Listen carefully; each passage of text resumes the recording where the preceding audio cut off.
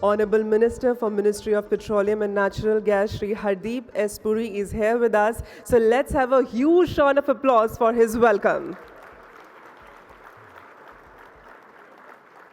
We welcome you, sir.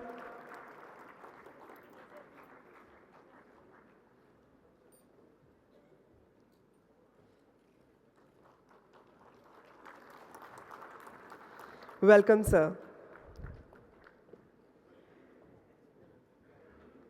I would also request Secretary, Ministry of Petroleum and Natural Gas, Shri Pankaj Jain, to please join us on the stage. So let's have a round of claps for these distinguished dignitaries on the stage.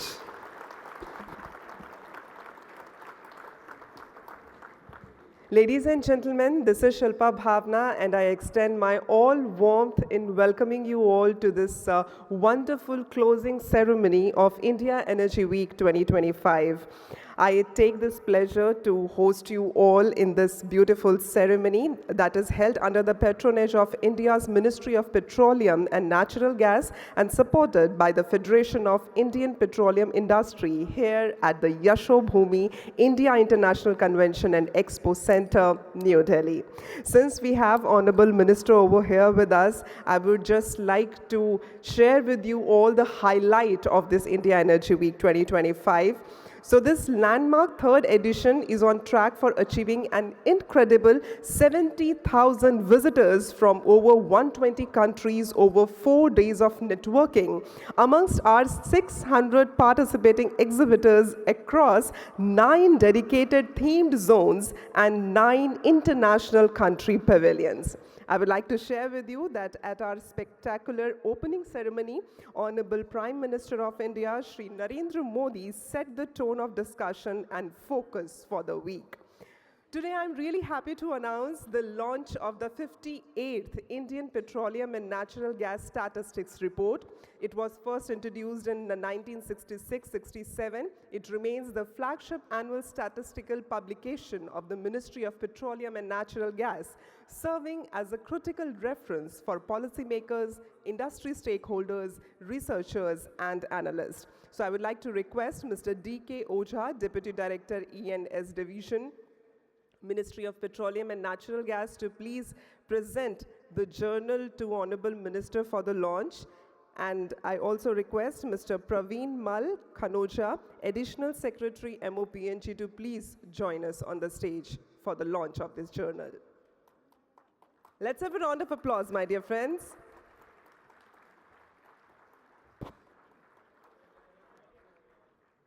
Sarve bhavantu sukhinah, sarve santu niramaya, sarve bhadrani pashyantu, ma kaschid dukh bhag bhavet. Praying for the goodness and prosperity for all. Yes, this journal stands for that too. So ladies and gentlemen, let's have a huge round of applause for the launch of this journal.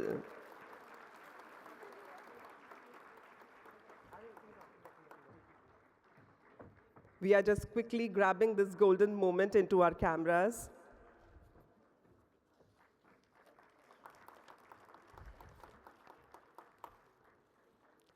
Thank you so much. And now, ladies and gentlemen, since we have been witnessing from the past few days the wonderful convergence of the ideas, innovation, and partnerships into this India Energy Week 2025, here is the time to celebrate those collaborative efforts. So I would like to share with you that there were some challenges thrown on the global leaders of energies, and we have got some awardees for that. So quickly, I would just like to give you a brief about all these 3 challenges, and then we are going to celebrate those awardees on the stage. So firstly, it was Avinya Energy Startup Challenge. And I would like to share with you that this is Ministry's flagship energy startup challenge that was launched last year to foster entrepreneurship and innovation across the energy sector. Guided by Honorable Prime Minister Narendra Modi ji's vision of seeing India's unicorns and decacorns in energy sector, this event emphasizes the ministry's commitment to empowering startups, foster meaningful collaborations, and integrate them in the global energy value chain. The next challenge was Vasudha Oil and Gas Startup Challenge. Let me please share with you that Vasudha was an exclusive challenge for overseas startups seeking groundbreaking innovations in the upstream oil and gas sector. Visionary startups from across the world were invited to present solutions in areas of oil and gas exploration, AI-driven production management, ESG compliance, CCUS technologies, and geothermal explorations. Here I would like to mention specifically that a distinguished jury selected our 2 outstanding winner startups out of the 17 entries from 13 countries received to showcase these innovations here at the India Energy Week. The third challenge was the Hackathon Challenge. A Hackathon Challenge was organized among 7 premier IITs: Delhi, Bombay, Madras, Guwahati, Roorkee, Kharagpur, and ISM Dhanbad.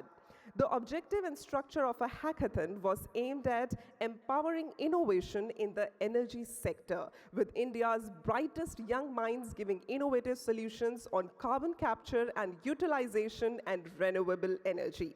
So my dear friends, now it's a time to celebrate those winners and the runner-ups. We are going to have those awardees on the stage.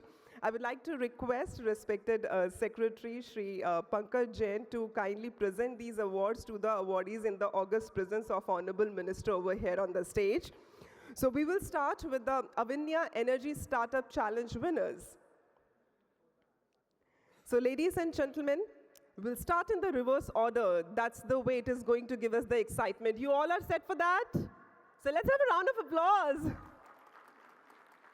The fourth runner-up is a green technology. Please put your hands together for them. I request the representatives to please come on the stage. Avinya Energy Startup Challenge, fourth runner-up, a green technology. Green technology. Let's have a round of applause for the winner.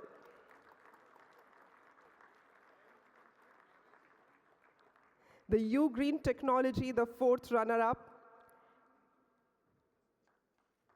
The third runner-up in Avinya Energy Startup Challenge, it's Epirio Energy Private Limited. Let's have a round of applause for them. Please welcome them on the stage with your thunderous applause. It's a moment that we all are really going to cherish, because when you clap for someone, the day also comes when the people clap for you. So let's have a round of applause for them, please.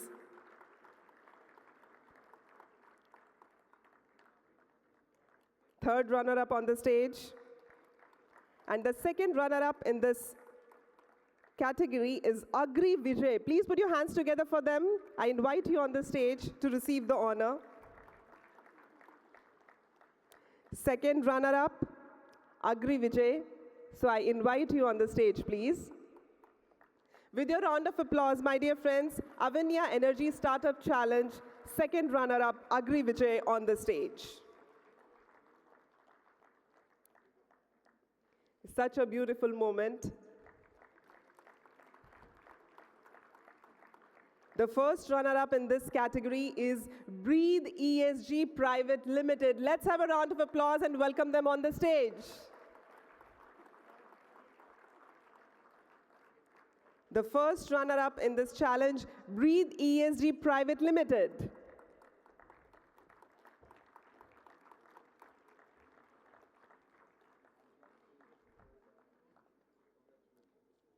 Many, many congratulations to the awardees. And now we are going to have the winner of this challenge on the stage, and that's Urjanovec. Yes, let's have a round of applause for them. Urjanovec Private Limited. The winners in this challenge of Avinya, many, many congratulations to you.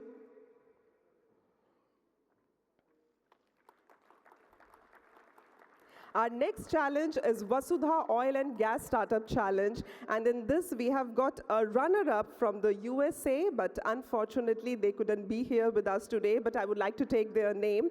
Ultrasound Process Consultants LLC. Please put your hands together for them as a recognition mark.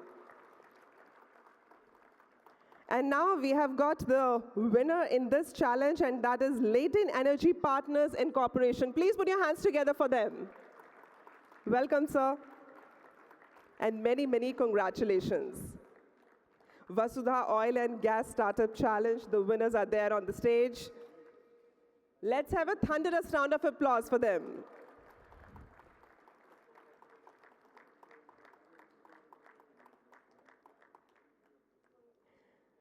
And after this, we are going to invite on the stage the awardees from the Hackathon Challenge.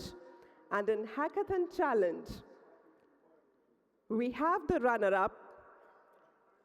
With your round of applause, let's welcome on stage IIT Guwahati, the runners-up of Hackathon Challenge. IIT Guwahati, the young minds are here. Let's have a round of applause for them.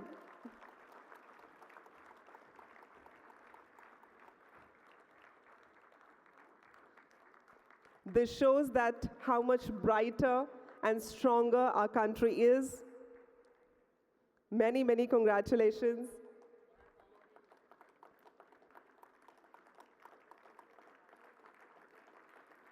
And since the Hackathon Challenge was amongst the 7 premier IITs, so we have a winner now.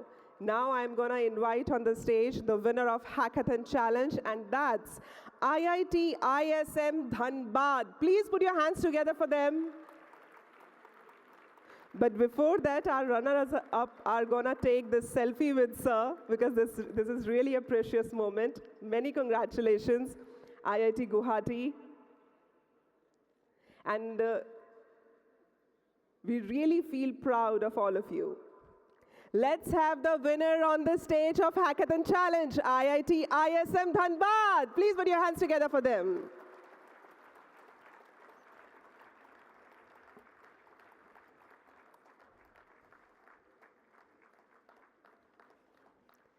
So this is such a precious moment when we see not only experience, but also the future, the innovative ideas on the same platform at a time. Many, many congratulations.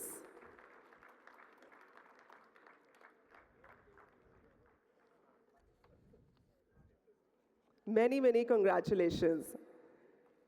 And here we can see what the Gen Zs are all about, capturing the moments in a way of selfie in their own cameras, despite of having number of cameras in front of them. So let's have a round of applause for all of them. Thank you so much.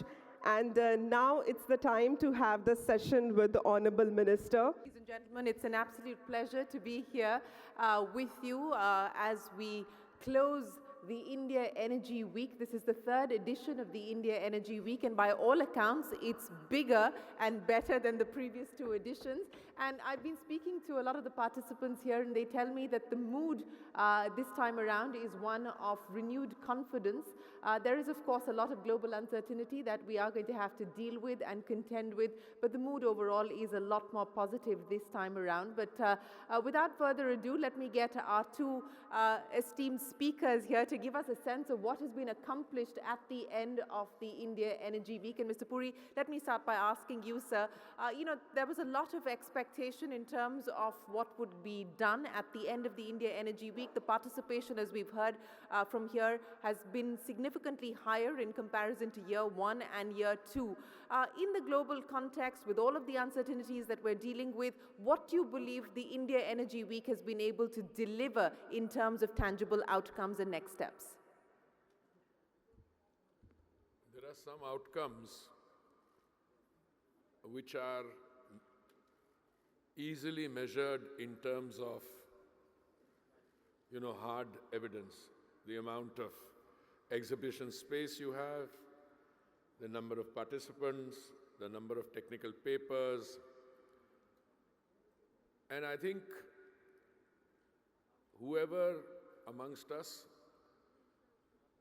outlined a set of expectations, I can say with confidence, and I've got Pankaj here with me because Shireen is intimidating, so I have some help from Pankaj in case I need it. No, but seriously, it has exceeded my personal expectations. Shireen, I've been going around exhibitions since I was 4 years old. I've seen exhibitions as a 4-year-old in a major center in Brussels, in what is Belgium. I've seen Pragati Maidan, I've seen others. For the last 8 years that I have had the privilege of serving in the Council of Ministers, 3.5 years in petroleum and natural gas, I've been around the world. I've gone to ADIPEC, I've gone to GasTech.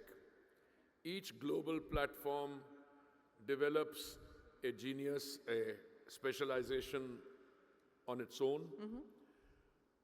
But I can tell you with confidence, this is perhaps unique, it is different, it is larger. You don't have just petroleum and natural gas. You've had discussions here on green energy, major chunk on biofuels, a lot of emphasis on green hydrogen, a lot of discussion on compressed biogas, and I can go on and on. The innovations I've seen here, I have tried every day in my interaction with the press pointing out some of those mind-boggling new developments. You know, energy discussion is not a once in a year you meet somewhere and have a discussion. The purpose of this gathering, and I'm delighted, I've had ministerial panels, but I'm delighted to be here today. I see a lot of youngsters here. I don't mean just those who have won prizes, whose work has been acknowledged and appreciated, but I mean those who will benefit by the interaction with energy ecosystem participants from all over the world. And I think one of our efforts is going to be that what we have started here today in terms of scaling up, etc., we will do the dissemination of that throughout the year through interactive platforms so that when we meet in Goa for the 4th edition, I'm not saying this in order to make any claims. This is already the world's 2nd largest energy platform. But the remarkable thing is that it got to be the 2nd largest platform in the short space of just 3 years. Whereas the person holding the gold medal or the gold medal, has been around for a long time. Yes. I never want to say that I want to get, but I think we draw great strength. One major difference between this platform and the others, people go to Houston because it's a gathering of a lot of people in the gas ecosystem, if I may put it that way.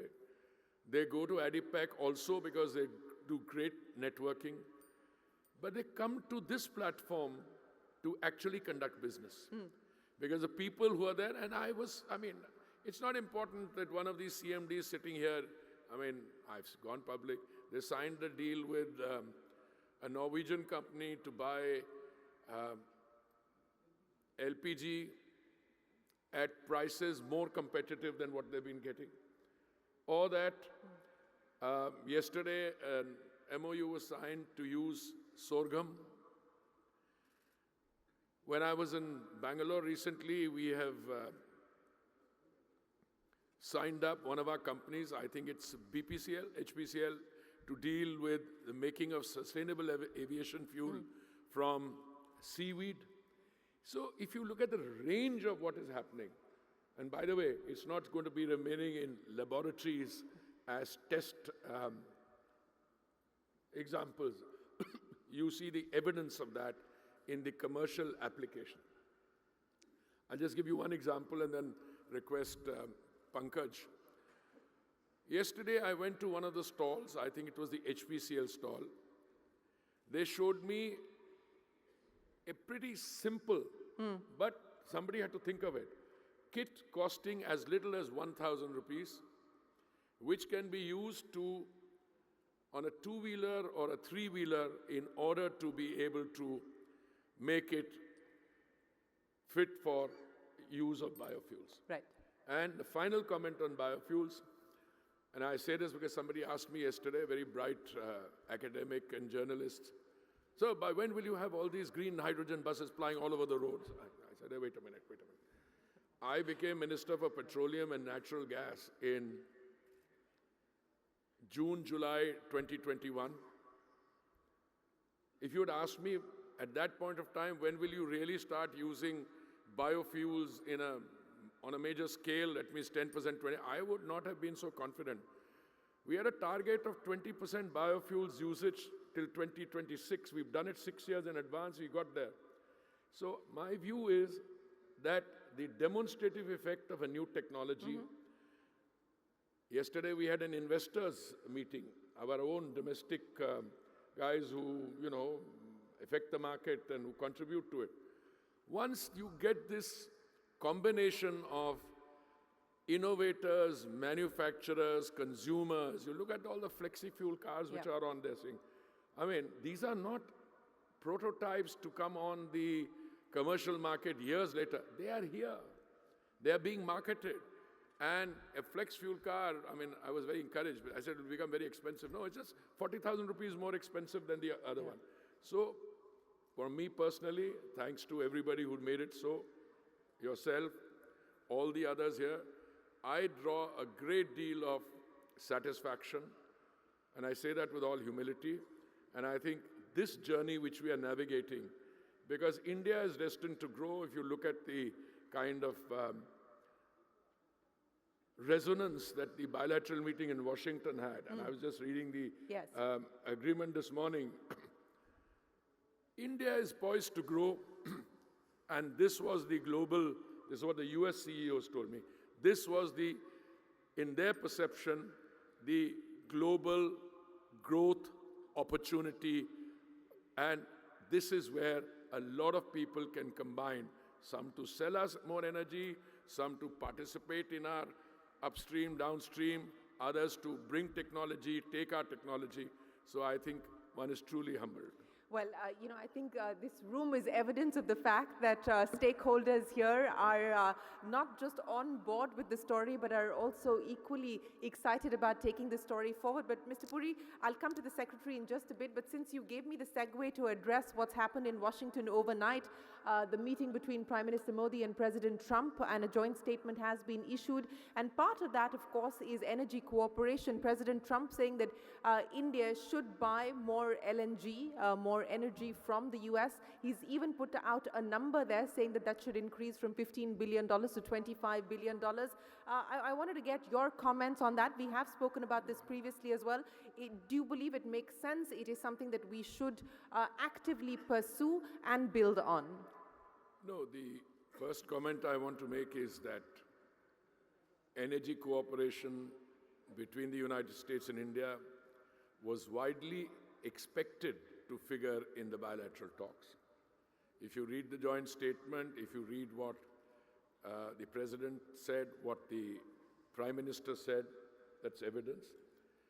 And I think there is already fairly substantial energy cooperation. The fact of the matter is India needs more energy.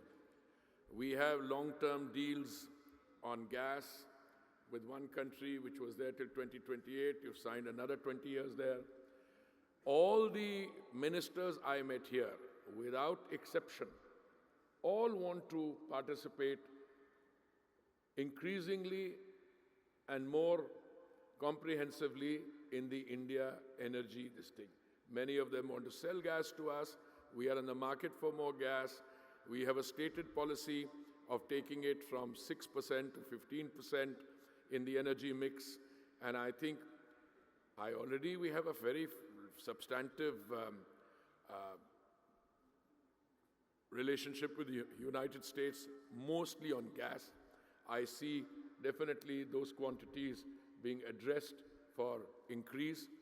And if there is other forms of energy available, I know there was a discussion yesterday on critical minerals, on other forms of energy. Nuclear included. Oh, no, I'm coming. But the most important, apart from all this, because you will recall, Shireen, we went down the US-India civilian nuclear energy agreement we also got, pursuant to that bilateral agreement, we got a India-specific IEEA safeguards agreement. We've signed on to that 54-member grouping, I think called the Australia Group. I remember that. But no commercial contracting took place for reasons which were not anything to do with India or any other country. But today, when you're talking about small modular reactors, so you're talking the whole range. You're talking about petroleum, natural gas, you're talking about biofuels, the US is a major player. You're talking about nuclear, we talked about artificial intelligence, etc. When we met the CEOs yesterday, quite independent and apart from the discussions taking place in Washington, one of them said that the US IBC want to set up a small informal working group with us to look at the application of AI. And then the words which struck me from that conversation were frugality, efficiency, and innovation. So it's a very, very positive thing. This is what happens when you talk to somebody who's old. I was a joint secretary on the Americas desk in the 80s. If somebody had told me at that point of time that India is going to be buying even $1 billion of energy from the United States, I may have fallen off my chair. Everything then was looked at in terms of the prism of the Cold War. Today, we've had fantastic meetings with the US IBC. We've had excellent meetings with representatives and ministers from the Gulf, with people from Latin America, Petrobras, oil, OIL, Oil India Limited, cooperation in the Andaman Sea for deep water offshore, them helping us in seismic surveys. We've had discussions with the Russians, excellent big delegation. There were 100 people from Brazil, by the way. So I think there must be some thing that they get, that's why they will come here. It's a very new platform, but it's a growing and it's a dynamic platform. But I would like Pankaj to share with us some of the agreements which have either been doing, but before I request him, I want to tell you that one of the most satisfying meetings from my point of view was a clean energy ministerial with my distinguished colleagues from countries which don't have the benefit. You know, there are 2.8 billion people in the world who still use firewood, charcoal, or kerosene, etc. And the work plan that we charted out, that is between now and when we meet next year in Goa, I think that gives you a lot of satisfaction, because I think the Indian model is more easily replicable in the global south, because the development challenges we face are similar.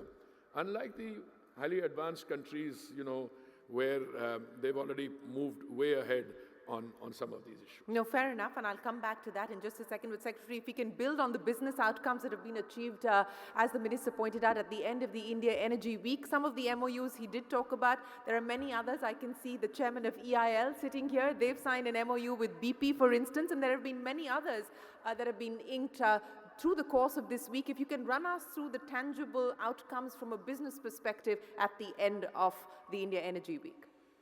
So if I were to categorize them into different buckets, there are a set of agreements which have been about supply, say supply of crude, supply of LNG, supply of LPG. Now these have happened with a variety of entities across the world, across various geographies, so whether it is South America, it is Europe, or it is the Middle East. So that's one set of agreements which has happened.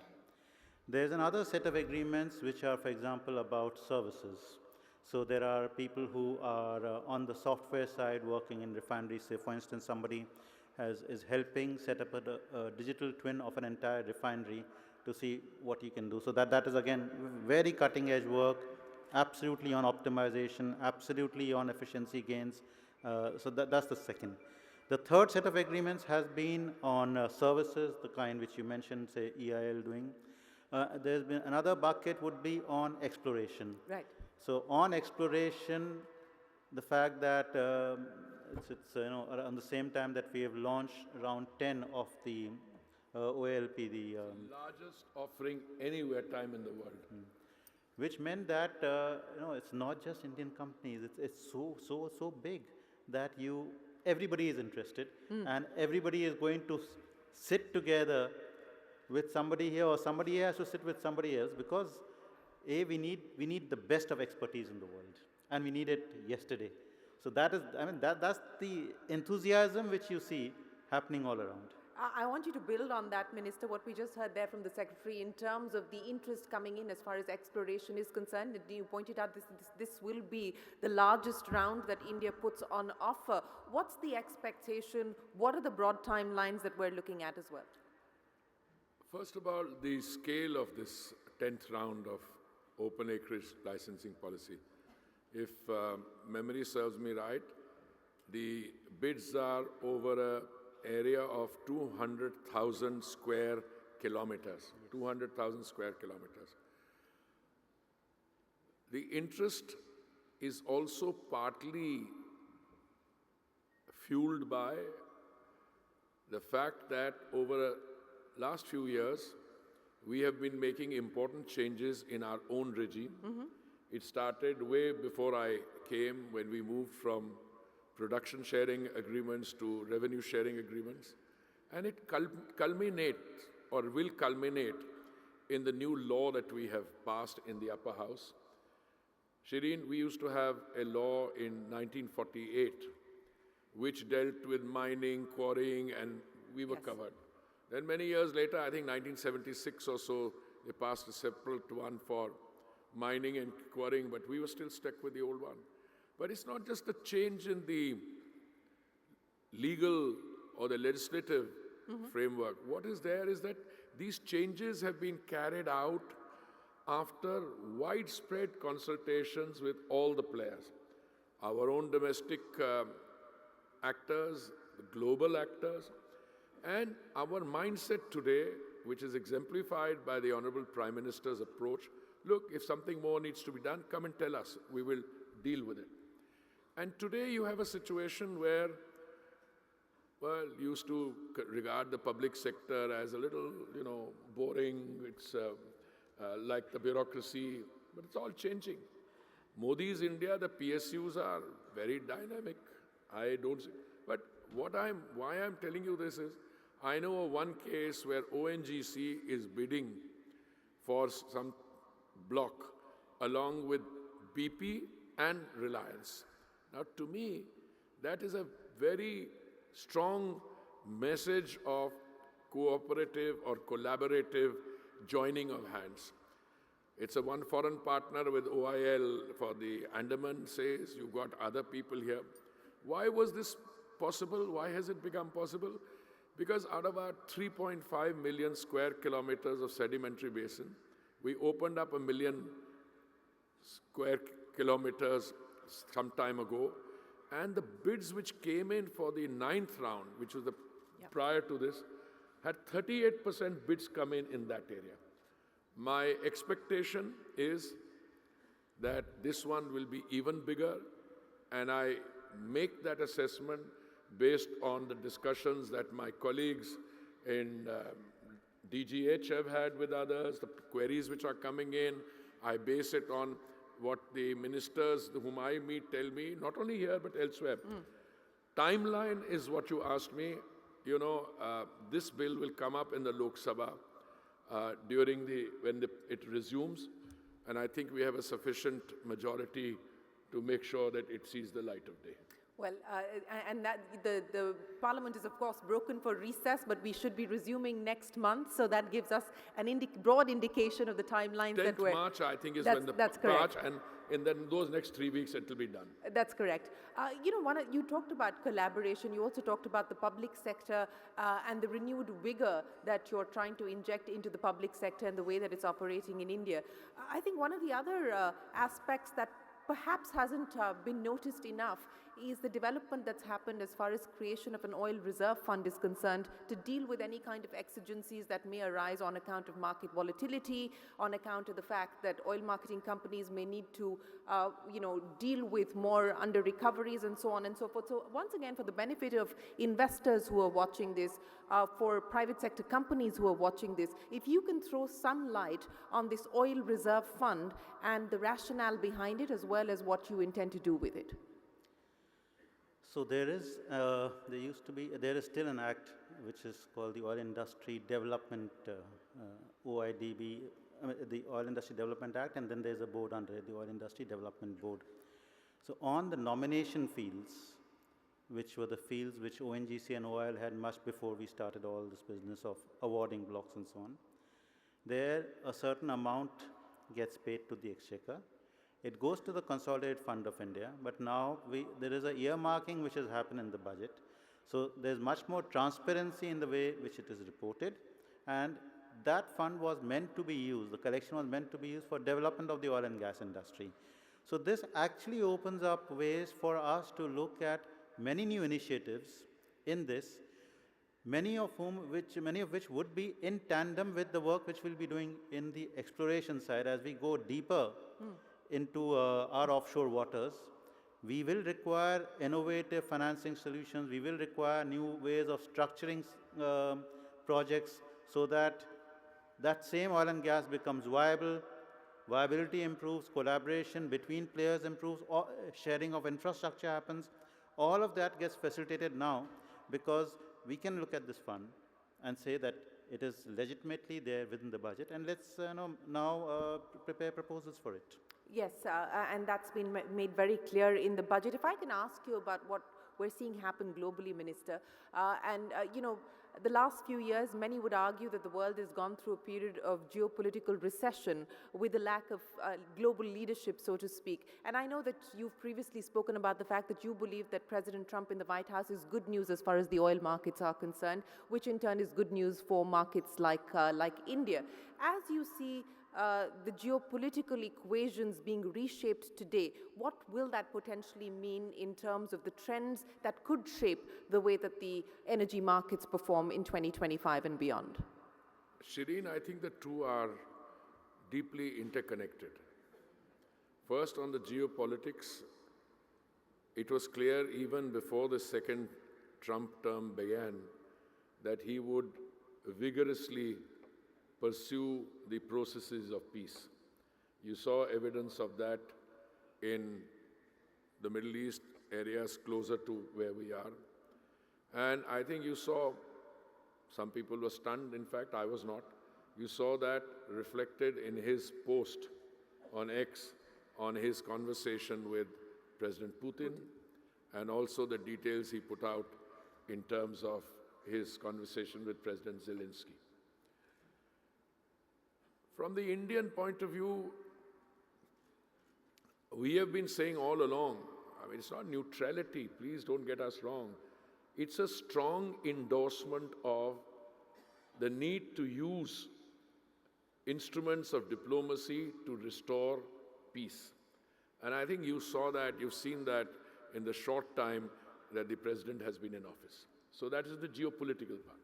The other part of his thing which impacts us is that he has openly advocated, don't just go by drill, baby, drill, but also that he wants to see more and more energy come onto the global markets. He has talked about this not only from the point of view of the US contribution. I mean, they produce, I think, like 13 million barrels a day. Yeah. There's talk about another 1.5 million barrels coming onto the global market. But he's sending all the others. Because, Shireen, short point is there is no dearth of crude oil or other energy in the global market. There used to be a production of 102 million barrels. The cutbacks brought it down to 97. And today also, because of the discussions on other related factors, people stopped putting money into, the modernizing the wells. But today, the fact of the matter is more and more oil is coming on the market from the Western Hemisphere. Brazil used to produce 3 million barrels. They're bringing another 140,000 barrels a day on. Argentina, one of my companies here, BPCL, just signed a deal for 1 million barrels. Guyana, Suriname, Namibia, Canada, United States. So there's more and more oil coming on the market. Clearly, therefore, if it's a tussle between people wanting to cut back and people wanting to bring more oil, you be the judge, but I think that is good for countries which are large consumers like India, where, again, I go back to an international assessment. In the next 2 decades, it is expected that 25% of the demand growth will come from India. Yes, and the expectation is that with the growth that we're already seeing at this point in time and the pickup that is anticipated and expected, that demand will continue to be robust. But if I may ask you, Minister, and also for the benefit of our audience watching here in the room and also online, what is the ambition that we have in terms of using our public sector to look for strategic reserves outside of India? ONDC Videsh, for instance, OVL has had that aspiration, but is that going to be something in the new geopolitical era that you foresee as a strategic priority for India? Well, I think that's not something new. I am aware of the Indian investments in assets in Brazil. When I went there as ambassador in 2006, we didn't have much investment. Today we've got, $5 billion there. We are talking to countries in that region. We've always invested in oil assets abroad. Venezuela, we had done that. Both the public sector, the OMCs, and the private sector. We have, $16 billion of investment in Russia, or the erstwhile Soviet Union, and now the Russian Federation. One of those investments in particular, I recall Sakhalin-1. It was done in Mr. Vajpayee's time, and I have very happy discussions with the then Petroleum Minister, Mr. Ram Naik, who told me that when he wanted to make this investment of about $200-300 million, everybody here thought that it was not a good idea, except Mr. Vajpayee was, again, a very visionary person. He says, "Nahi, bhau karo." That's how he's written a book on it also. And today, what have you got? The $300 million has resulted in what? $3, $4, $5 billion of 300 million to 5. Well, there are problems, there are geopolitical tension. But I remain completely confident that when you make these investments with your eyes and ears open and after applying your mind, and if those acquisitions are acquired at valuations which are reasonable, you do very well. And all those to that extent. There was a period in between, I don't want to get into that here, where some of the assets acquisition was done on valuations. I keep asking who applied his or her mind to it. And those have become problematic. But I have seen, we have investments even in Mozambique. There's tremendous potential. I know we are hoping in discussions with our other partners that the force majeure is lifted, but there's a lot of gas available there which will come. On gas, I think both our investments, the one we are buying, and it's a question of another year or 18 months. I think you can have all the gas that you want, including in those sectors which we had not been prioritizing. We prioritize city gas distribution and fertilizer, but I think good times are ahead.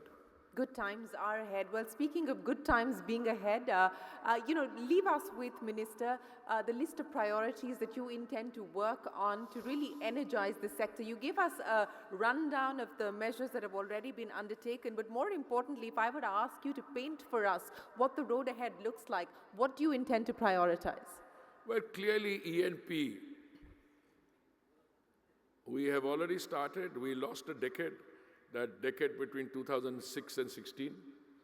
E&P means you have to collaborate with people who have the expertise, you have to put in money. Offshore, a well should cost you $100 million.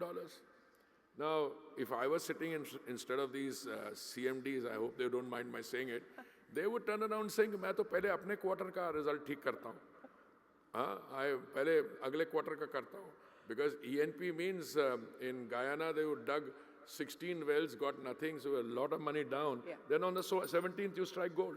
So, no, but they are changed. I see all of them. I see all of them by themselves, collaborating, and we've also changed with via foreign partners. Earlier they thought, ki, they will come and invest and then you find the oil and say, ki, this is my sovereign asset now, thank you, bye-bye. No. We say, come in, provide as a technical assistance provider, you help, you'll be compensated for that.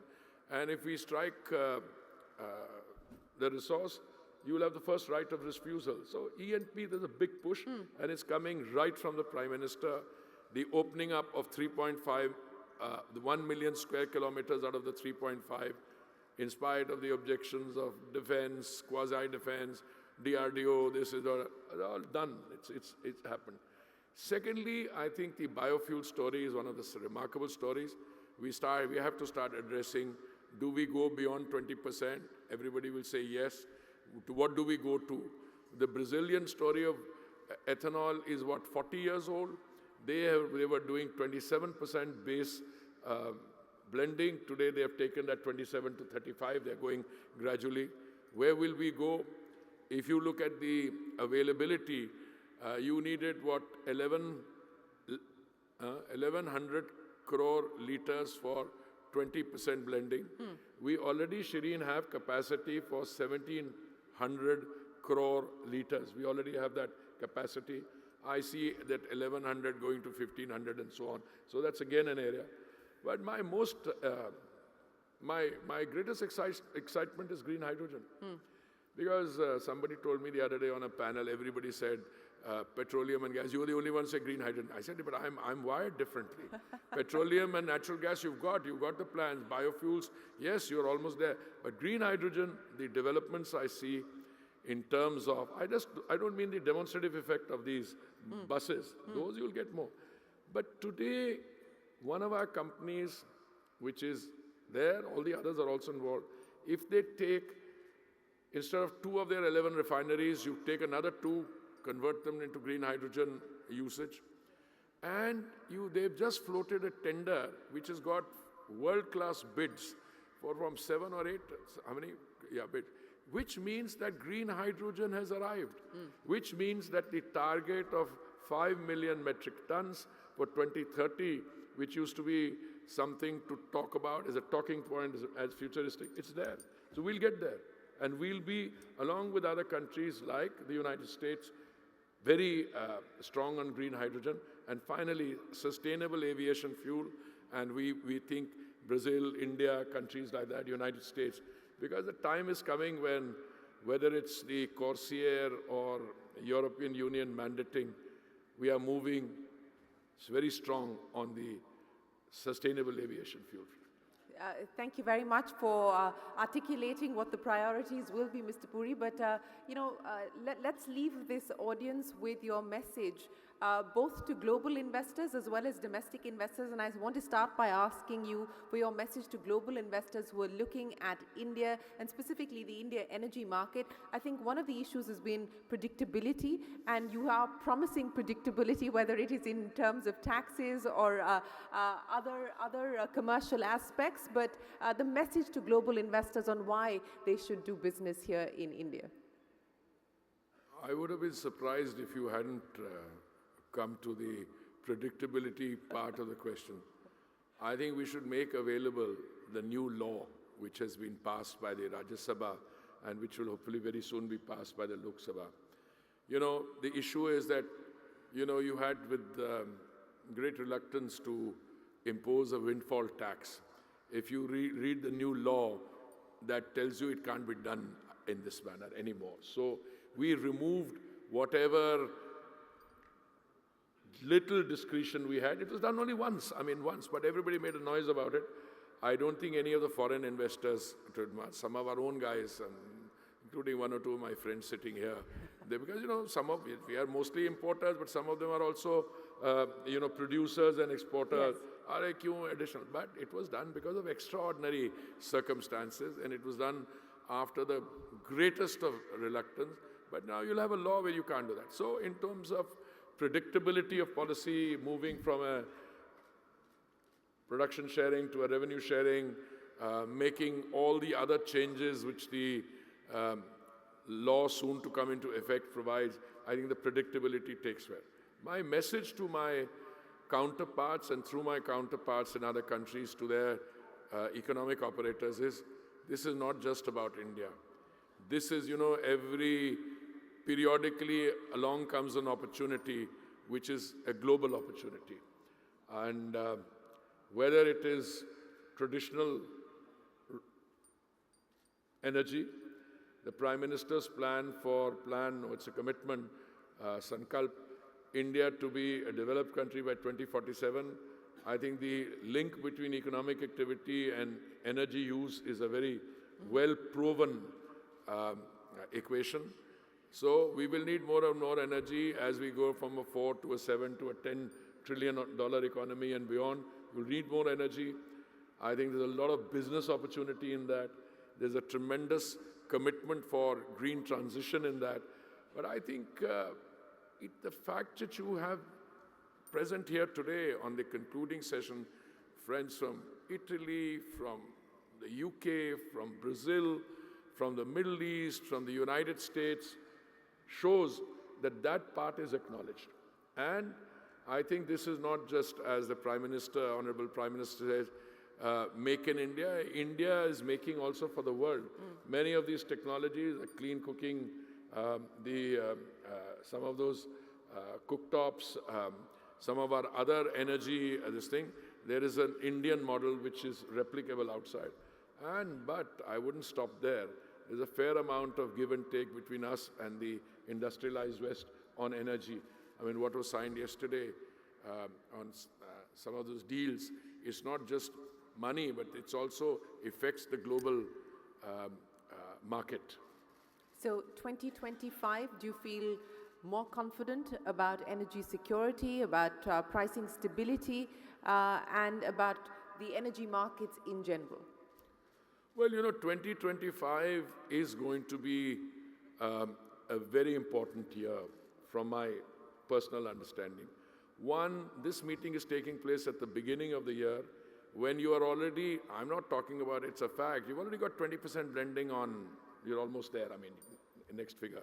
20% blending on biofuels. You've broken through the hurdles on green hydrogen, pump storage you are demonstrating. The first big tender has been floated for participation. You are already putting the cobwebs of the past, you've put them away, and you're going into E&P in a big way. If you have a 200,000 square kilometer availability in the 10th round of OALP, which means it's big. So these are pointers to 2025, which I don't think energy security during the last 10 years, any oil minister has been worried about here, because you always thought you will get availability. Well, buy it from here. We've diversified sources. From 27, we've got to 29. One source, we didn't have any purchases. You suddenly became 34%. But we're adding, as I said, Argentina, we're adding other countries. And going forward, energy security, yes, energy security combined with affordability and transition. And on all three, I'm fingers crossed, if I could cross my toes also, but I think we're firmly on that journey. Firmly on that journey. So before I let you go, as we meet in Goa next year for the India Energy Week, are you hopeful of being able to make this the largest in the world? No, I don't look at that. I was Housing and Urban Affairs Minister for 7 years. And the first meeting I attended there was something on RRR, that is reduce, reuse or recycle. I think it's something, it went like that. And the meeting was in Bhopal, and I had my Japanese counterpart. And I said, when did you arrive? He said, last night. And I speak a little Japanese, so I said, what did you do since you came? He said, I went around the town. I said, to do what? He said, I was looking for dirt and I couldn't find it. So Bhopal gets the first position every year. One first, second position. I'm around with 7 years ago. Now, we rejoice in the fact that some cities remain clean and perfect. Others come up and there is a third-party verification.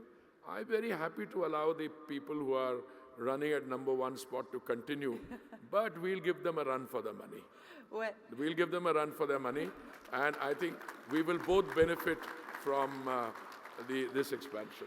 well, we wish you the very best of luck as you attempt this chase to the top, and we hope that you return with much more energy, enthusiasm, and vigor. Many thanks for joining us And here. I look forward to seeing you there. Apart from that, we'll see you earlier also, but you should be in Goa also in next I year. look forward to being there. Ladies and gentlemen, a big round of applause for Hardeep Singh Puri, the Minister for Oil and Gas, and for the Secretary, Mr. Pankaj Jain. Thank you very much. I hope you've had a productive week here in India, and we look forward to seeing you in Goa. Thank you very much, gentlemen, for joining us here today.